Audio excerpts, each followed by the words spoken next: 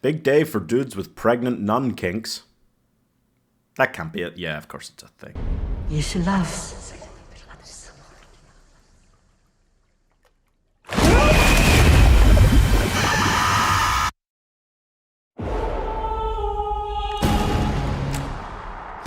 Supposed to say, yeah, dude, I'll be celibate forever, when the guy asking you to take the vow is a super sexy Italian priest. Just unnecessarily cruel. Anyway, Sydney Sweeney has found a role where she gets to be covered in blood and doesn't have to be constantly sexualized. I mean, there are a lot of scenes in this where it's kind of basically a non-wet t-shirt contest, but it's not overly sexualized. Anyway, so it's basically the kind of rom-com where an American goes to a foreign country and finds everyone suddenly loves her and she's immediately the center of attention.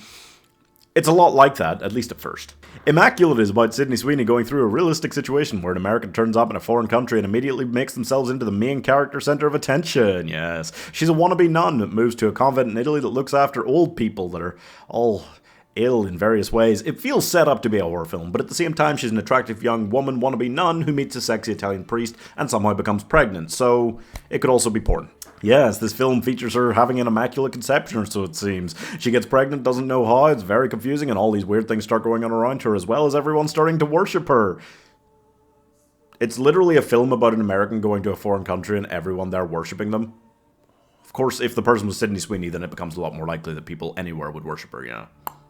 There was 0% chance in my mind that this would be really good. I thought it was going to be a silly nunsploitation film with bad jump scares and lots of gratuitous shots of Sydney Sweeney naked. And we didn't get almost any of that. It's got really good jump scares, it's got some interesting messages about female body autonomy, it's got just solid horror and nice enough storyline and great characters around, well, great character around her. Yeah, her best friend character is really interesting actually. She had some great lines as well. I love the line, "Life is so cruel, only a man can be responsible." Man, and of course, the main message here is you should never mess with nuns, which us Irish people have known for a long time. This film has certain fascinatingly realistic elements, like the church being a big-time boys' club even today, this woman coming to Italy and being ready to give her entire life away to God, but still never having any intention of actually learning Italian. Bloody Americans. And it is really good. It's got a great good-for-her element, even though that's kind of quite common in today's horror landscape. It's just, if it's well done, it works every time, especially in a film about female body autonomy. And I love it, even though it probably should have focused on her best friend character instead of her, because her best friend was so much more interesting. I honestly wasn't even sure if I thought that Sydney Sweeney was that good an actress before I saw her in this. I just hadn't seen her in much before, and I was like, after watching Madam Web, I was like, And honestly, the good writing, the solid themes and ideas, and some decent horror moments, just, it's not enough to carry this film without her at the center of it all, with her kind of slow rising anger throughout it, done really well. Sometimes the good for her films don't feel like the anger builds in the main character like that, you know?